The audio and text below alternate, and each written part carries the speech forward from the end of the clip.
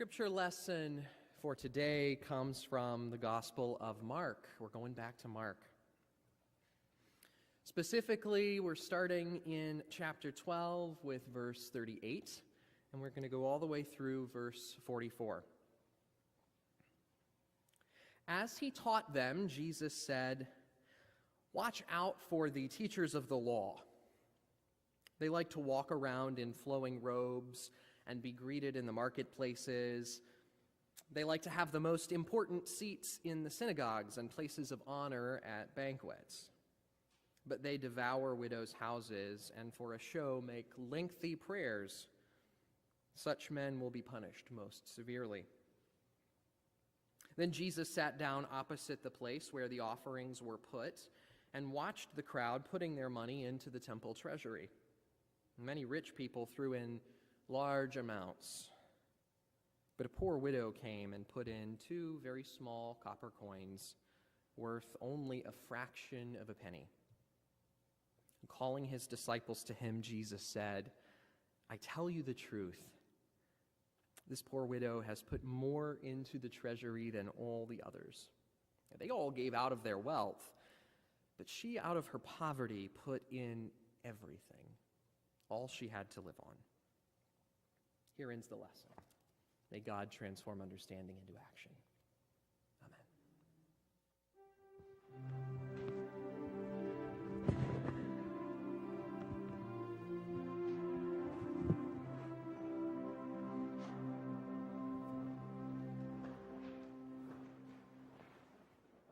This is not a stewardship sermon. This is a classic stewardship passage. In fact, I think I even read this passage in our stewardship campaign last year. I don't remember. I know I read it for something that we did. It's one of those that ministers like to have in their pockets every now and again to remind people, usually following a request for money, that whatever you can give counts. Now, we believe that. That's something that we actually try to put into practice here at First Congregational.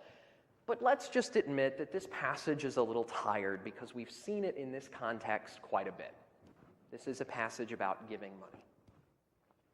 In reality, actually, there's a lot of stuff going on in this very, very short lectionary passage compared to some of the other passages we've read and studied over the last few months. This is a relatively short piece, but it's packed, and not just with one thing. The first thing Jesus does is kind of radical. When the passage starts, he says something that is, well, I don't know any other way to interpret it except for subversive. He starts by saying, "Watch out for the teachers of the law." Now, presumably, this passage and the one following it with the widow's mites, or the widow's donation, the widow's gift, are connected in some way. So perhaps he's adjacent to the temple as he's saying this, or perhaps he knows his trip to the temple is just coming up soon. Whatever the reason, we're meant to connect the law keepers and the lawmakers, those who were among the elite in the temple, with this message. Jesus is calling them out. So that's subversive, and it's a little different from sometimes how we think of Jesus, which is sort of, he's this guy who pats babies on the head and cuts ribbon ceremonies and does that kind of thing, but is essentially just a figurehead. He's just a nice guy. Here we see Jesus is doing something a little deeper. He's trying to get the attention of his people, and he's, more importantly than that, trying to help them cultivate their own sense of attention so that they're actually aware of what's going on in the world around them. Because as many of us are beginning to realize in our own current political climate, the only way to combat our own privilege is to first be aware of it.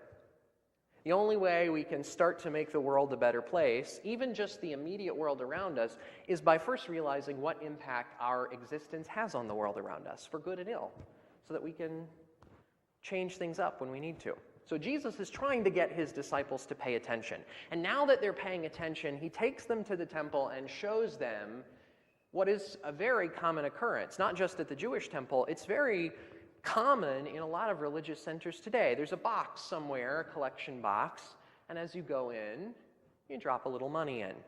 When Lindsay and I last year took a trip to Japan. All of the temples, regardless of what tradition they were a part of, Shinto, Zen, Pure Land, doesn't matter. All the temples had a box, usually a box that looked relatively consistent and similar between all the different temples, usually placed in the front gate, which is open, and the first thing you do when you walk in is just toss some coins in. It's just a show of goodwill. It's one of the ways that the monasteries and the temples sustain themselves. So this was no different. It was just an opportunity to be a good citizen. You're enjoying what the temple has to offer. Make sure to put some money in the donation box on your way in or on your way out. And so the rich are coming by and they are flinging money into the box with wild abandon because they want to be seen flinging the money into the box with wild abandon. Jesus has already exposed the lie at this point, right? Jesus, in his pay attention to the lawmaker's speech, the scholars of the law, has already told them that there's a hypocrisy here, but they're seeing it in action.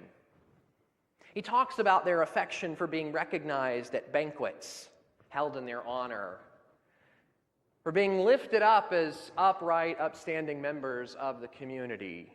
The idea of being recognized, the idea of being celebrated. I mean, to a certain extent, that's a human thing.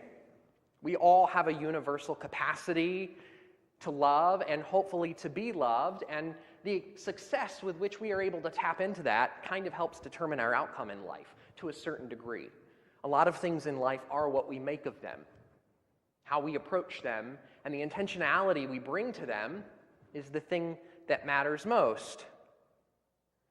And so Jesus, by highlighting the fact that a very universal human quality, the need for affirmation, the need for some kind of affection or appreciation, has been perverted and twisted to the point where even acts of basic charity become dramatic moments in which I get to show you how wealthy I am. Watch as I fling my coins into the box.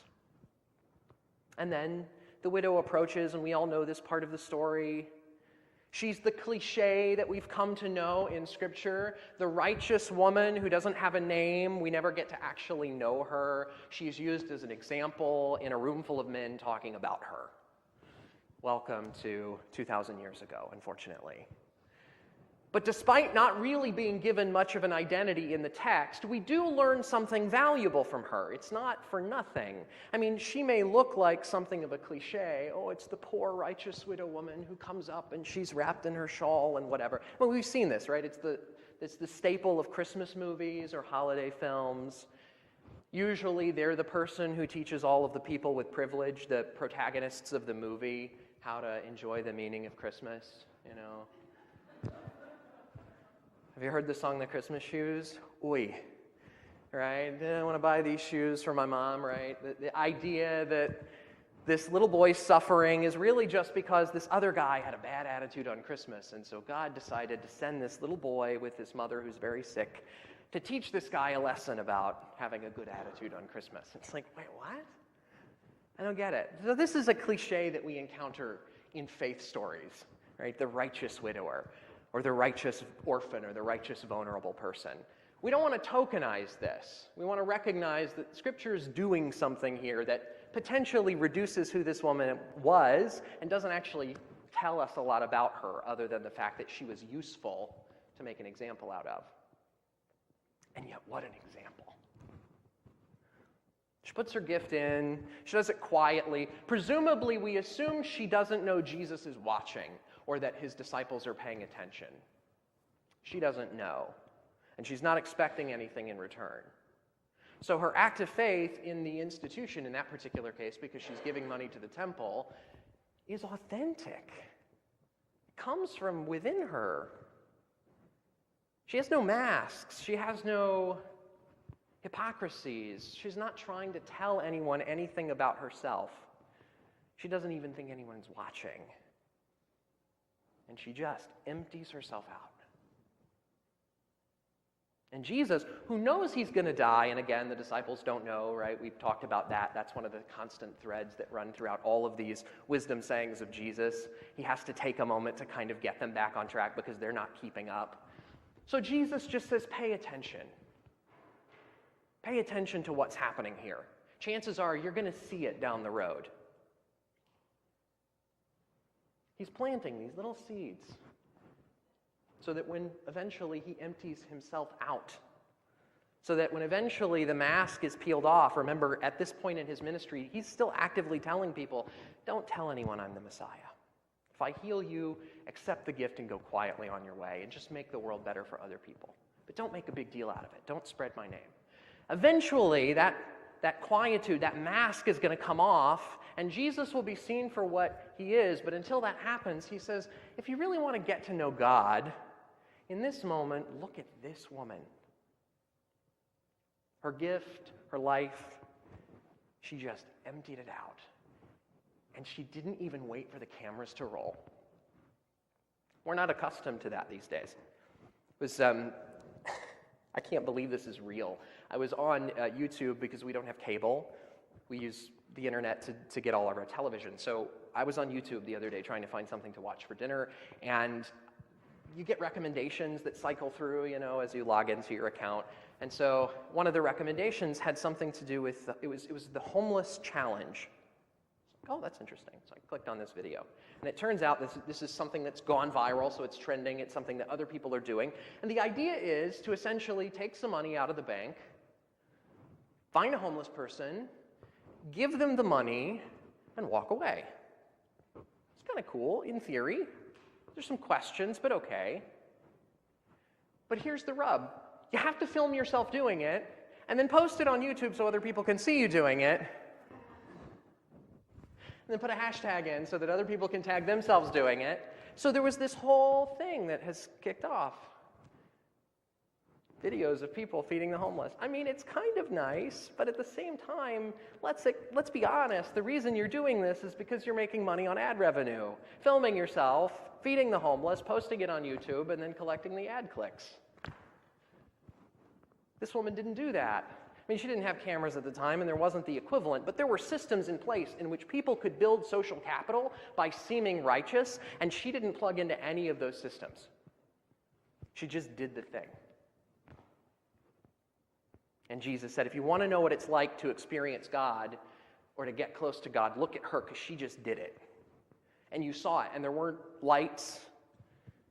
Later, when the disciples see Jesus in his fullness, we call that the transfiguration, there are literally lights. When God sees Moses, when Moses sees God, God says to Moses, you can't actually see my face. I'm going to kind of moon you. I'm going to turn away, and you can kind of see my back. Because that's the best of me you can see, because if you see me directly, you'll die. The glory of it will overshadow you. And yet this woman carries the fullness of the secret of our faith with her as she walks out the door. She wasn't a Christian, by the way. She was a Jew. Jesus says, if you want to find yourself, lose yourself. If you want to gain the whole world, stop worrying about it. Seems like, particularly with the election this past week, but even the season leading up to it with all the campaign ads, I don't remember who I was talking to about this. I know it was one of you. We were having a conversation about how all of the ads seem like attack ads. There's very rarely an instance in which a candidate just says, here's what I stand for, here's who I am, and just kind of leaves it at that. Right? Everything is an attack ad. We're seeing, in some ways, the consequences of the kind of hypocrisy Jesus was warning us about with regard to the lawmakers, and we're seeing it play out in our own lives because we reward that kind of behavior by electing it. And I don't even mean in this particular instance or with this particular president or anyone else. I just mean politicians do the attack ad thing because it works. Who would have thought? And since we reward that kind of behavior, a cycle is created. And so Jesus, 2,000 years ago, regardless of whether you think he was God or just a nice guy or just a figurehead after all, it doesn't matter. In this moment, Jesus has words for all of us. If you want to be like someone, be like the one with no name. The Pharisees had a name, they had a reputation. She didn't. She was unknown. Jesus said, just empty yourself out. I think it's been 2 weeks since Father Thomas Keating passed away. Anyone here familiar with that name? Thomas Keating? Seeing a couple nods, some folks shaking their heads. Father Keating was the spiritual figurehead, I guess you could describe him, of what we call the contemplative prayer movement in Christianity. It's an ecumenical movement, so it's not exclusively Catholic, Protestant, Orthodox, anything in particular. It unites all Christian groups, at least hypothetically, with the idea that we can all enjoy some basic contemplative practices together that the Church has enjoyed for 2,000 years. Father Keating left behind, in his passing, a long and really beautiful legacy of teaching people how to do what some folks call meditate, what some folks call prayer. He's a pretty cool guy. I have a friend who's a rabbi who did some retreats with Father Keating over the years, and in the last couple of weeks of his life, my friend was able to connect with him and see him in person a couple of times, just as a way to kind of say goodbye. And he said, "How are you doing, Thomas?" And Thomas said, "Well, you know, every time Thomas comes up," and he took a deep breath, he said, "I just let Thomas go." And he breathed out again. My friend said, not wanting necessarily to belabor the point, I did have to ask him the obvious question, which is, what happens when Thomas doesn't come up anymore? And the breath stops. And Father Keating said, when you don't come up anymore, there's nowhere left to go. And he just smiled. Also, I'm not crying, you're crying.